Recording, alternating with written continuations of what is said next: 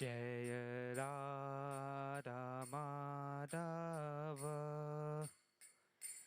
Jaya Kunja Bihari Jaya Radha Madhava Jaya Kunja Bihari Jaya Gopi Jana Vallabha Givaradari Gopi Jana Vallabha Givaradari Yashoda Nandana Bhajajana Ranjana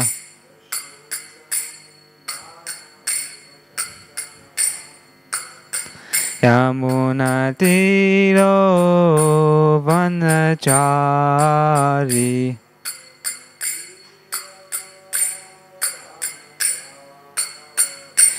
Jaya Radha Madhava Jaya Kunja Bihari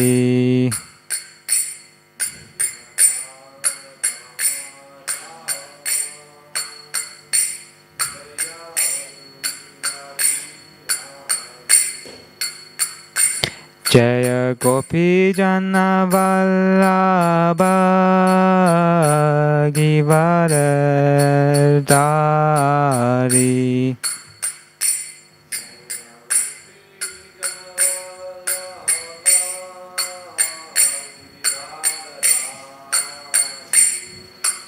Yashoda Nandana Bhajajana Ranjana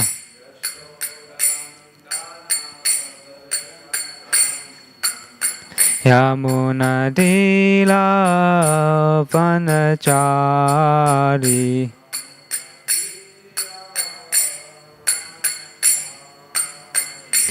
Jaya Radha Madhava Jaya Kunja Bihari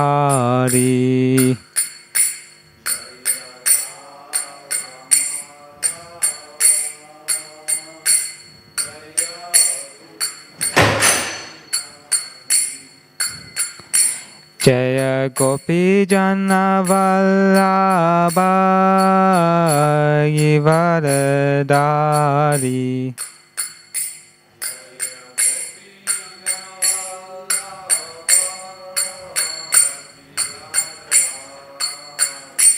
Yashoda Nandana Bhajajana Ranjana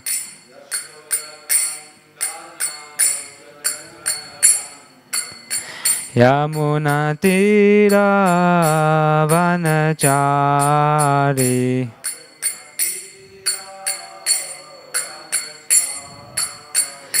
Hare Krishna Krishna Krishna Hare Hare Hare Rama Rama Rama Hare Hare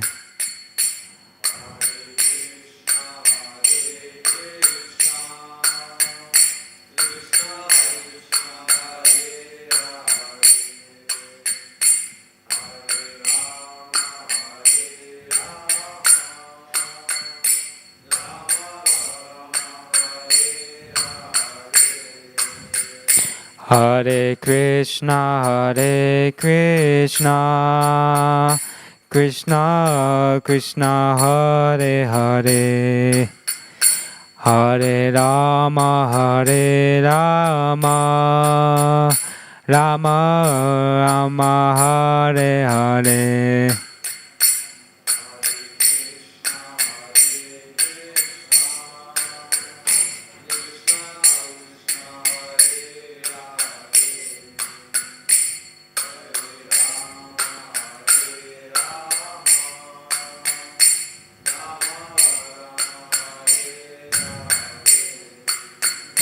Hare Krishna Krishna Krishna Hare Hare Hare Rama Rama Rama Hare Hare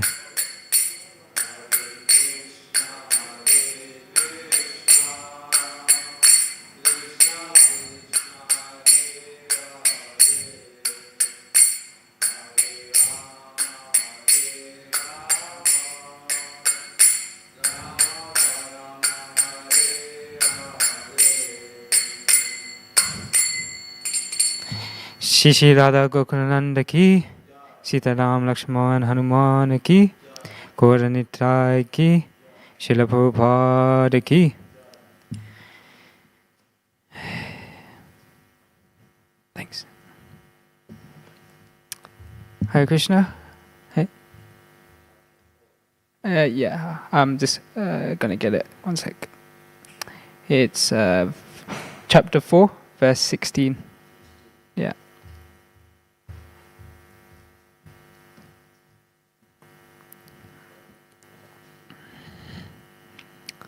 All right.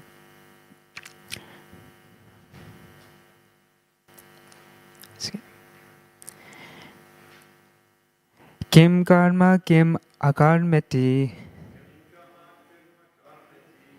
kavayopya api atramohita tatte karma pravakshyami yajnanatva moksha subhat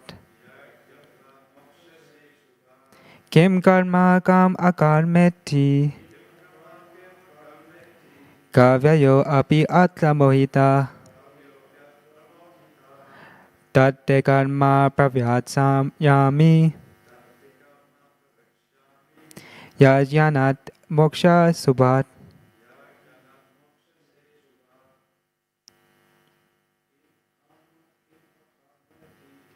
Kim karma kim kameti kavya yoga apnitam tate karma bhavokshami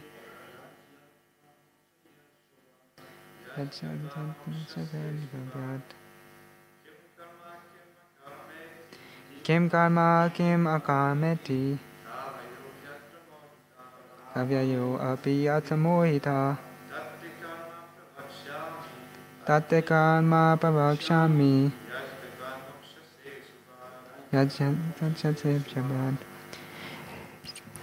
So, word for word, Kim, what is? Karma, action. Kim, what is? Akarma, inaction. Iti, thus. Kavya, the intelligent. Api, also. Atra, in this matter. Mohita, are bewildered. Tat, that. De, onto, you. Karma, work. Pravakshami, I shall explain.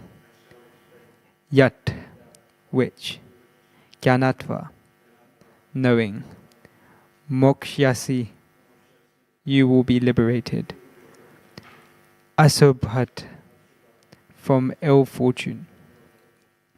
Translation and purport by His Divine Grace A.C. Bhaktivedanta Swami Srila Prabhupada Ki. Even the intelligent are bewildered in determining what is action and what is inaction. Now I shall explain to you what action is, knowing which you shall be liberated from all misfortune. Purport. Action in Krishna consciousness has to be executed in accord with the examples of previous bona fide devotees. This is recommended in the 15th verse. Why such action should not be independent will be explained in the text to follow. To act in Krishna consciousness, one has to follow the leadership of authorized persons who are in line of disciplic succession, as explained in the beginning of this chapter. The system of Krishna consciousness was first narrated to the sun god. The sun god explained it to his son, Manu. Manu explained it to his son, Ikshvaku, and the system is current on this earth from the very remote time.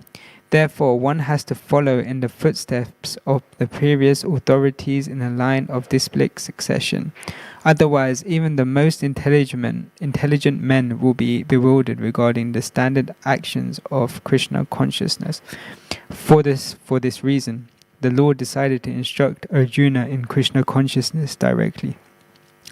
Because of the direct instruction of the Lord to Arjuna, anyone who follows in the footsteps of Arjuna is certainly not bewildered.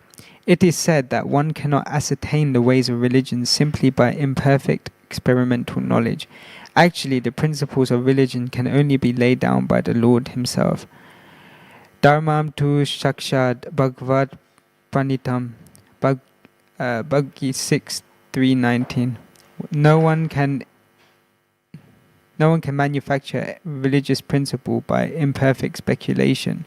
One must follow in the footsteps of great authorities like Brahma, Shiva, Narada, Manu, the Kumaras, Kapila, Prahlad, Bhishma, Sukadev Goswami, Yamaraj, Janaka, and Bali Maharaj.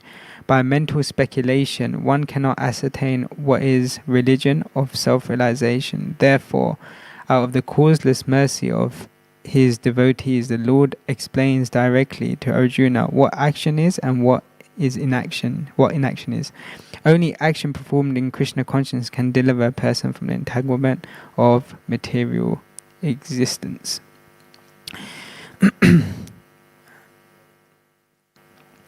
Omegyantimidandasya jnananjana shalakaya chakshur ummilitam yena tasmai Shri Gurave Namaha. Shri Chaitanya manobishtam stapitam yena bhutale swayam rupa kadamayam dadati swapadantikam. Vandeham Shri Guru Shri Yuta Padakamalan Shri Guru Vaishnavamscha Shri Rupam Sagrichatam Sagana Lagitam Vitam Tam Sajivam Sadvaidam Sadvarudam Parijana Sahitam Krishna Chaitanya Devam Shri Radha Krishna Padan Sagana Lalita Shri Vishakam Vitamscha. He Krishna Karuna Sindhu Dina Bandhu Jagatpate Gopesha Gopika Kanta Radha Kanta Namostate Tapta Kanchana Gaurangi Radhe Vrindavaneshwari Vishabhanu Sutadevi Pranamami Haripriya Vancha Kalpatarubhyascha Kripa Sindhu Pya Evacha Patitanam Bhavanebhyo Vaishnavebhyo Namo Namah. Shri Krishna Chaitanya Prabhu Nityananda Shri Advaita Gadada Shivasadi Gaura Bhaktavinda.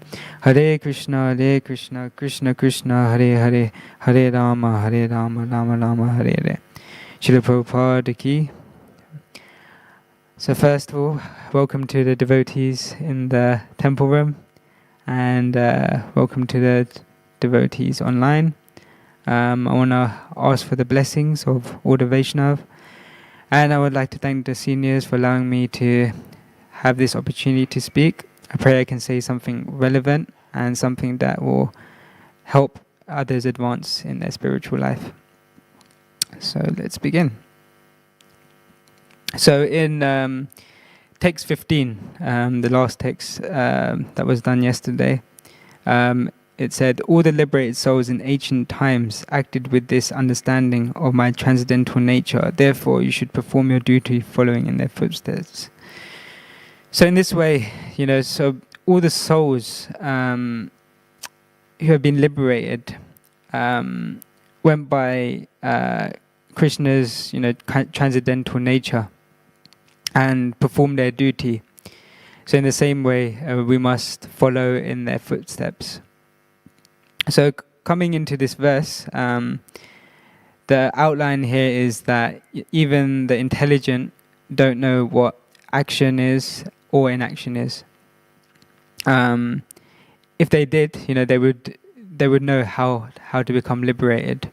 So we see in in the material world, people they may be intelligent in so many different ways, but they don't really understand action and inaction. Therefore, that's why they're not getting any closer to liberation. This is all like material intelligence in some ways. So the differentiation here is one who acts in Krishna consciousness is doing action correctly. So karma is action. Akarma is action done freeing one from birth and death. And vikarma is action done in misuse of one's free will. So action is where most people are acting like they just mainly, how can I say this? Action is where most people are just acting. They're mainly acting because society is like doing these things. Like we are born, we're told, eat this, so we eat it, We don't really question it.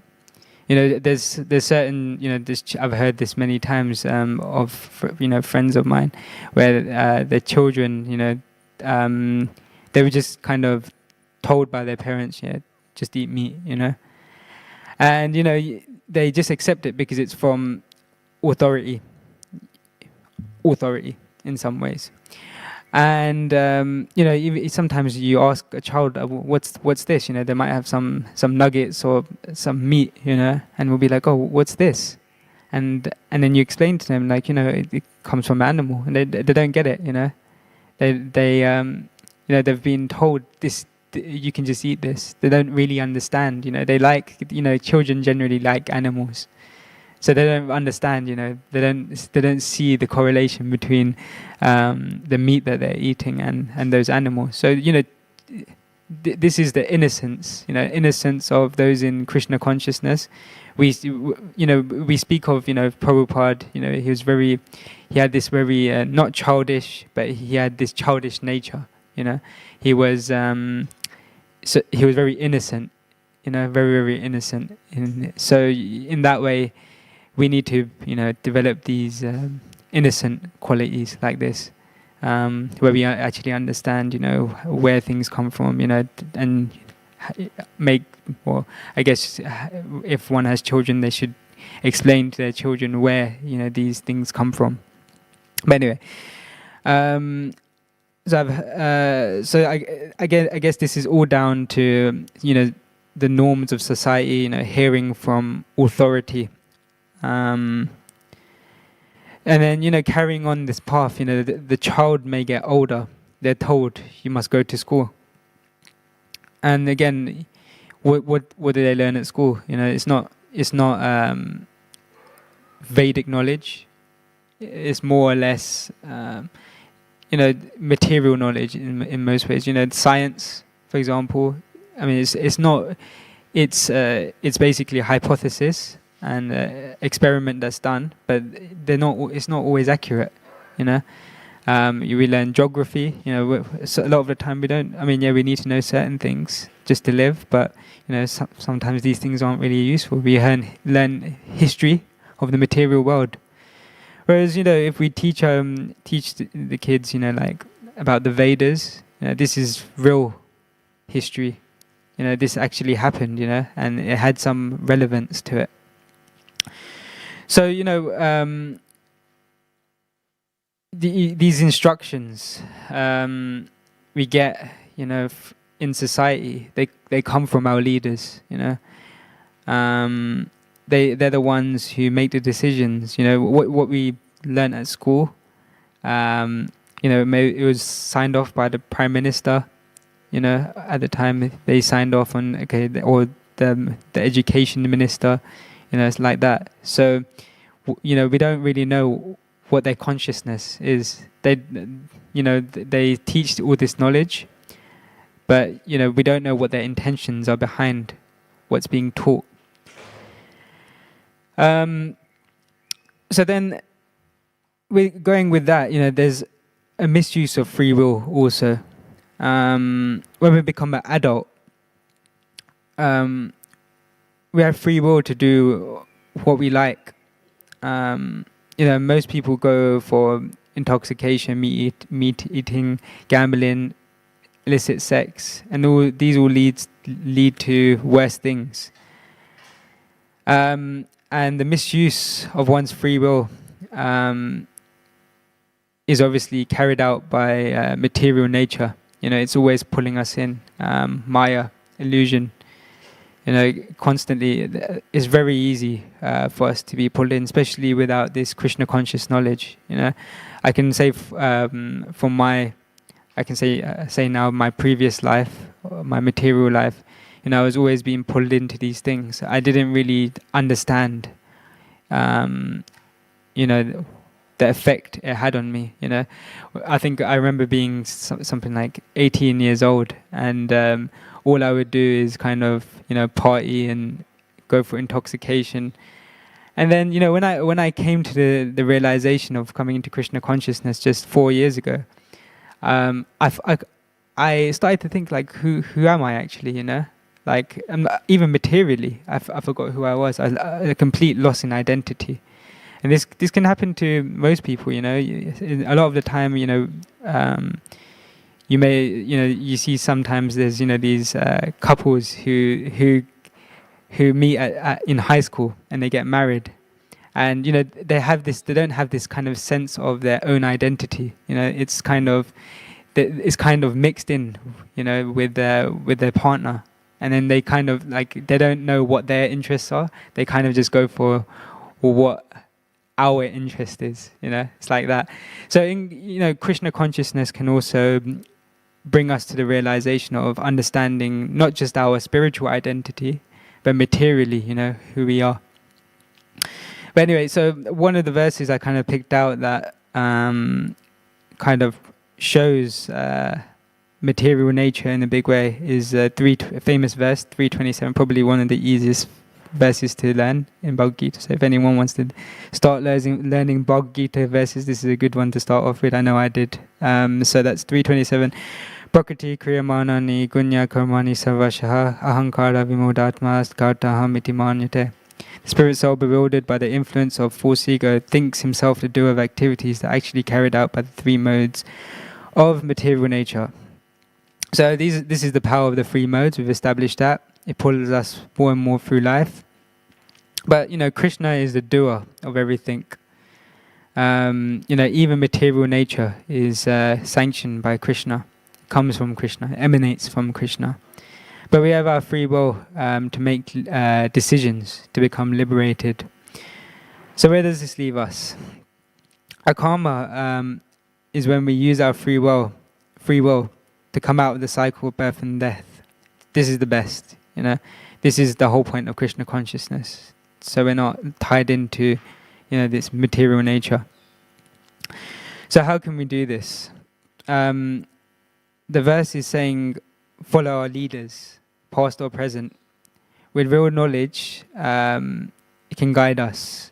Srila Prabhupada's books, they're filled with the knowledge that we need. All we've got to do is open them and read them.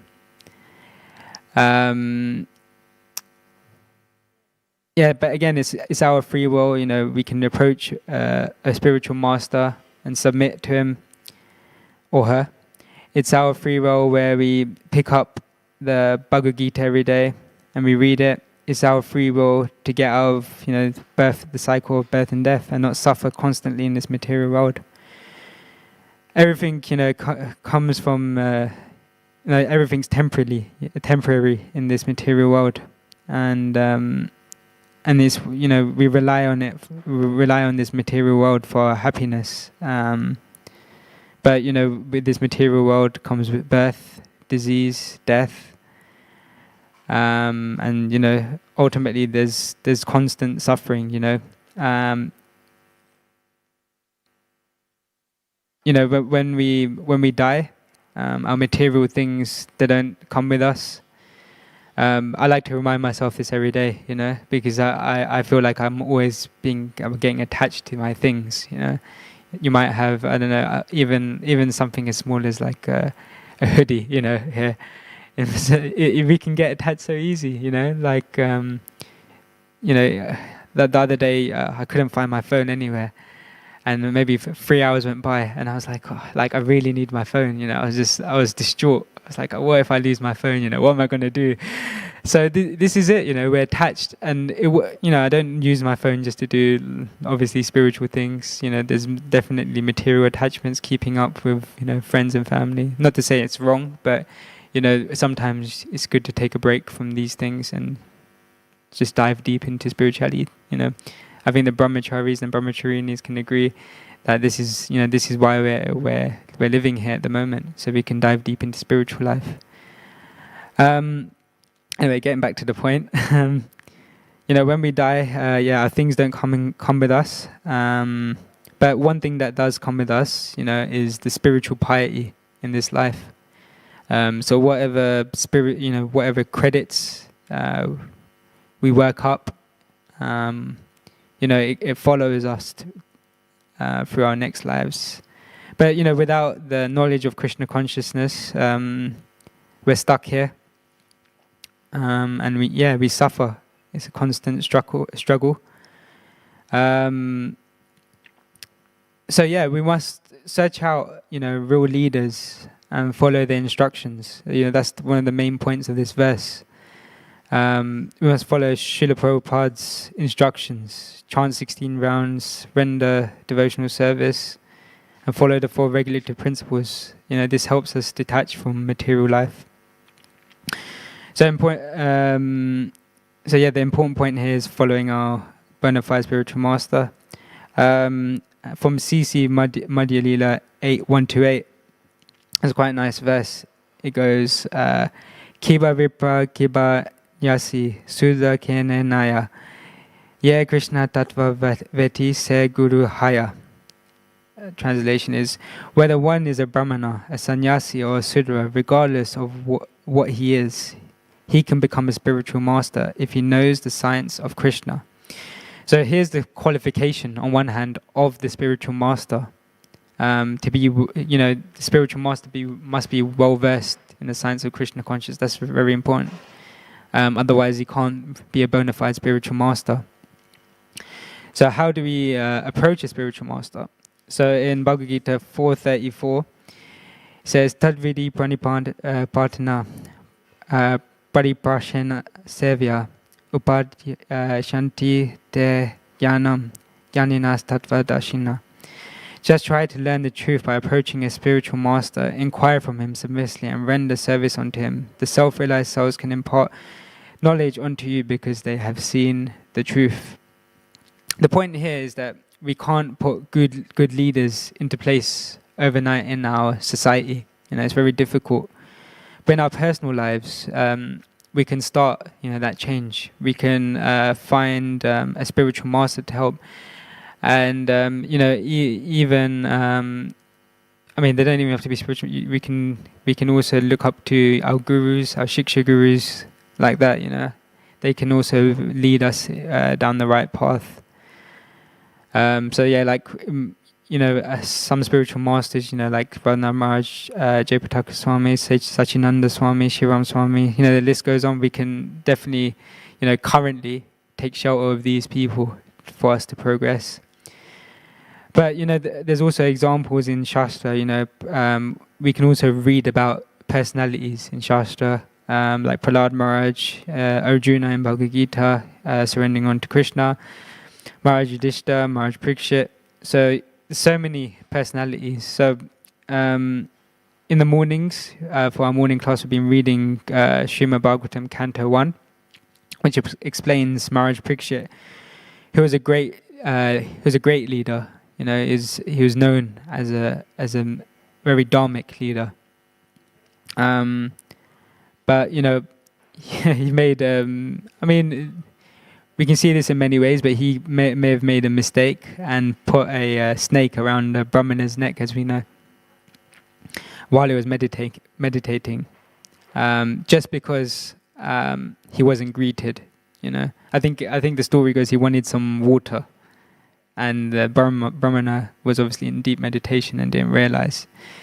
So in Srimad Bhagavatam 1:18-28, it goes, Alabha trena bhumi adir asham praptargya sunlata avyagyanatam ivat manam manya manas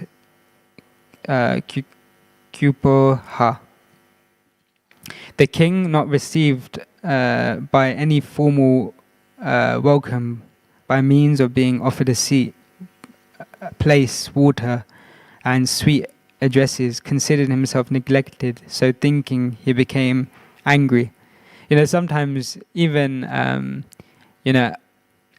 when we're not received, we may walk up to someone and we might start a conversation, and we may not feel as received, and I don't know about everyone else, but there's always a sense of, why is this person being like this? Or we might feel a bit frustrated, we might feel a bit angry, or our ego might kind of creep in a little bit, and we start to dislike that person in some ways. So I'm not saying Parikshit Maharaj disliked the Brahmana, but he was obviously very angry about not being received well, especially someone of his status, a king. He should be received with the right, authority. So then in 1:1830 of Srimad Bhagavatam, Satu Brahma Amshe Gatasam Urugam Rusha Vine Gachan Dunas Kotya Nidya Purum Agatya. While leaving, the king, being so insulted, picked up a lifeless snake with his bow and angrily placed it on the shoulders of the sage. Then he returned to his palace. So yeah, this is the story. He did that act, and then his son Shringi curses Parikshit Maharaj to die in 7 days. Maharaj Parikshit, being such a great figure, he goes back to his palace and then starts to feel, great regret that he's done something wrong. So Maharaj Parikshit then feels anguish that society, they may also take example from this. Parikshit Maharaj, he always used to think like this. How is society going to see? How are they going to take example from what I'm doing? So this is so important in our lives, especially. I know in the ashram that sometimes there's new devotees that come in, and we've just had an influx of new devotees, and I was thinking the other day, just before they were coming, I was like, I should really just be, just by however tidy I leave my things, I should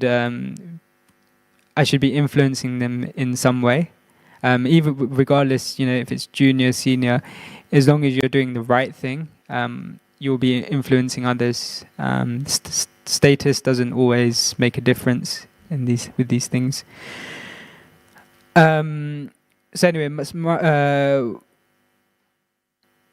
so yeah, this is what great leaders do as well, in society, on a bigger scale. If you can imagine, if Boris Johnson started reading the Bhagavad Gita, it would be amazing. We would see maybe an influx of more people taking spirituality in some way. So this is ideal. We need to try and get more leaders into these positions. Anyway, the story goes on. Srimad Bhagavatam 1:19.7. I won't read the Sanskrit. I'll just go straight to English because of time. Thus the king, the worthy descendant of the Pandavas, decided once and for all, and sat on the Ganges bank to fast until death, and gave himself up to the lotus feet of Lord Krishna, who alone is able to award liberation. So freeing himself from all kinds of associations, attachments, he accepted the vows of a sage. So in the end, Maharaj Parikshit renounced for the greater good, and then he heard Sukadev Goswami speak for 7 days. And, he inquired properly as a disciple. Even though he was a king, he still found a spiritual master. So what to speak of, us who aren't kings and queens necessarily, we can definitely take his example. Maharaj Parikshit was always, and like I said, he's always doing great things. So in this way, even when he found out, I've got 7 days to live. I think a lot of people in society, they would just go crazy. They would go and do other things. They would go jump out of a plane with a parachute and things like that. Just I need to experience this before I die. Whereas Maharaj Parikshit, he was just like, okay, I've got 7 days to live. Let's go find the spiritual master and surrender unto him.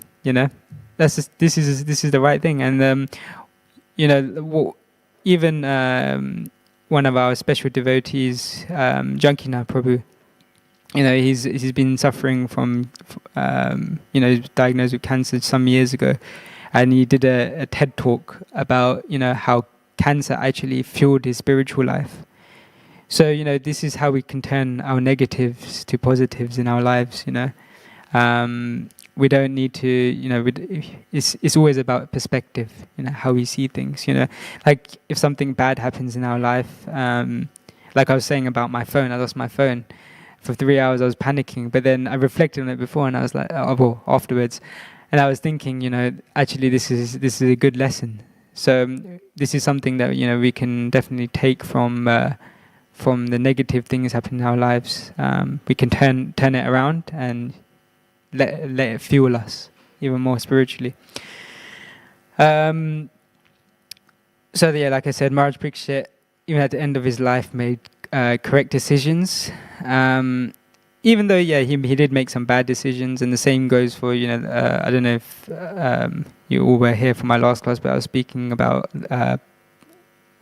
King Pandu, who also made a bad decision at the end of his life.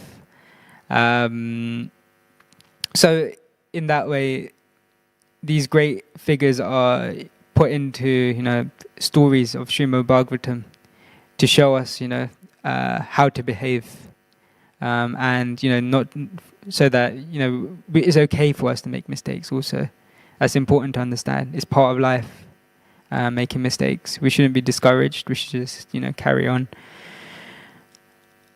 So again, this proves the points.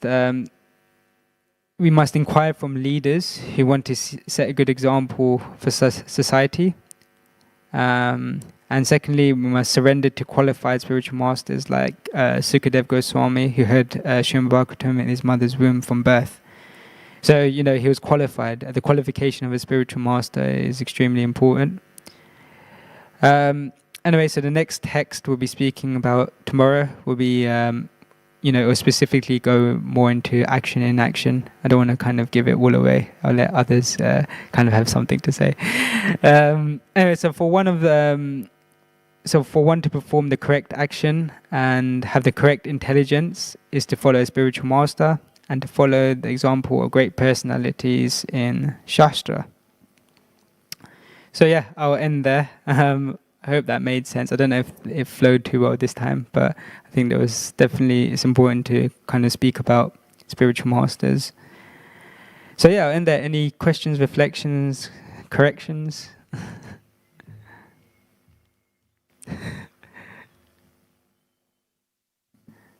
I think he's going to get the microphone.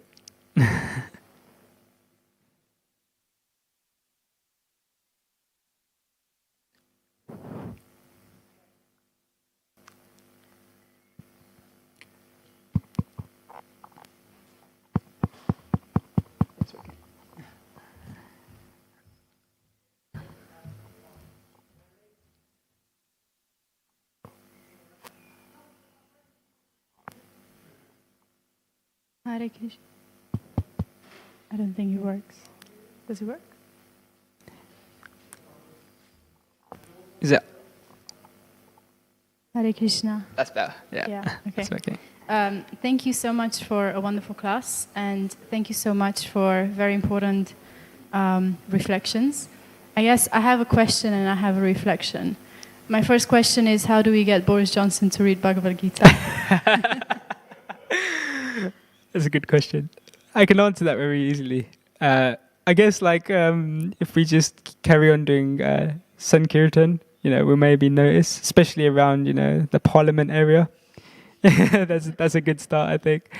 And but I think actually there's a deeper thing to this. If we especially for grihastas more than brahmacharis. Obviously, brahmacharis live a celibate life, or brahmacharis also live a celibate life. But for grihastas, if they are able to bring up the children in the right mood, there may be some politicians amongst the new age of children, and in that way, we can start to have an influx of more, I guess, spiritual leaders. And even if it's not specifically, I guess, Boris Johnson reading Bhagavad Gita, may have someone in power. Like I saw the other day, there's this politician, I can't remember his name, Rishi Sunak, yeah, Rishi Sunak. So he's one of kind of the advisors of Boris Johnson, I believe, or he's the chancellor, yeah, something like that. And I was reading that actually when he was sworn in, he swore on the Bhagavad Gita. So I mean that's a big step, I think, in society. Just having the Bhagavad Gita as an option there, and being looked equally upon, I think it's quite nice. And there's other leaders. There's the politician in the United States, Tulsi. Yeah, Tulsi. So and then there's always others who are of Hindu culture. I guess that's always a good start as well. And then there's also Priti Patel, who was questionable, but she at the same time, she's come to the manor a few times, and there's some level of piety there, even if it's 0.1%, is something. It's better than nothing. So we'll take what we can, but yeah, it's a bit of a long answer, but yeah, maybe that way. Thank you. And I also have a reflection to share, and it's related to what you said about us curing ourselves from material attachments through following the 4 regulative principles, and also through chanting and doing everything that Srila Prabhupada told us to do. Earlier, I was walking through the garden, and the garden is so beautiful at the moment, and I was chanting through, and I was really reflecting on how Srila Prabhupada came with 40 rupees in his pocket, and he built all of this.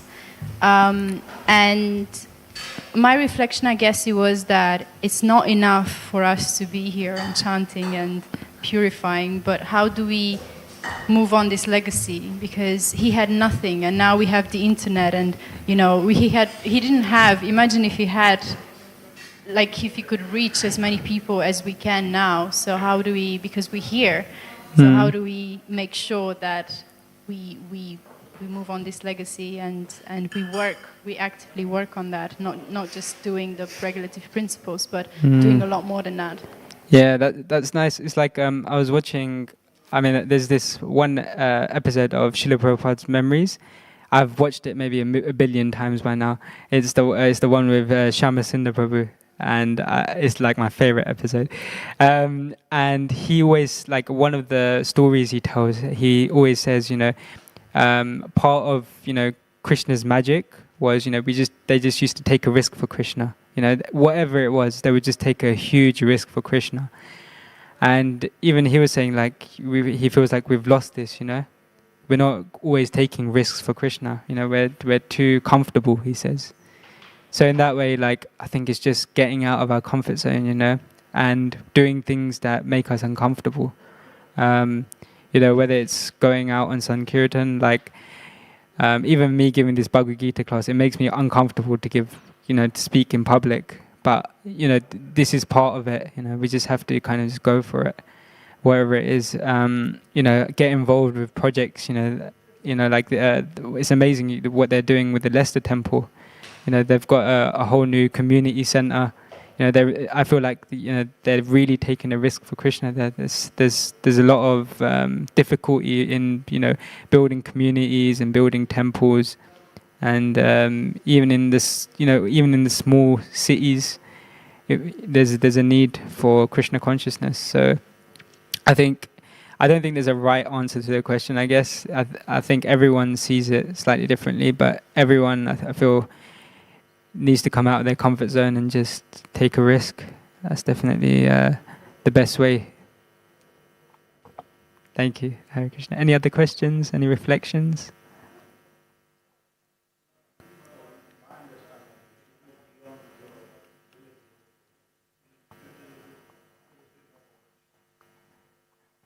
You should do a little bit more for Krishna, Yeah. Like extra chanting, Yeah. or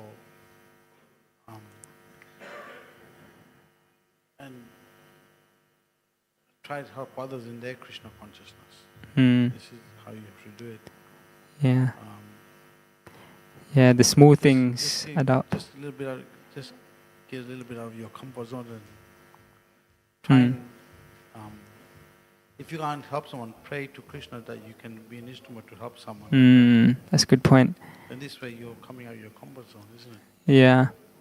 Yeah, I guess it doesn't always need to be something huge. It can be consistently chanting an extra round every day. That's definitely something. Ananta Gopal Prabhu always tells us, tapasya is really important in Krishna consciousness. This is a way of, if we consistently do tapasya, then, we'll get a return for it spiritually.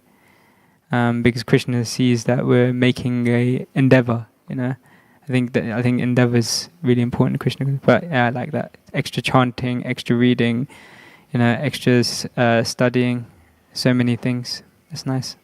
Thank you, Prabhu. Anything else?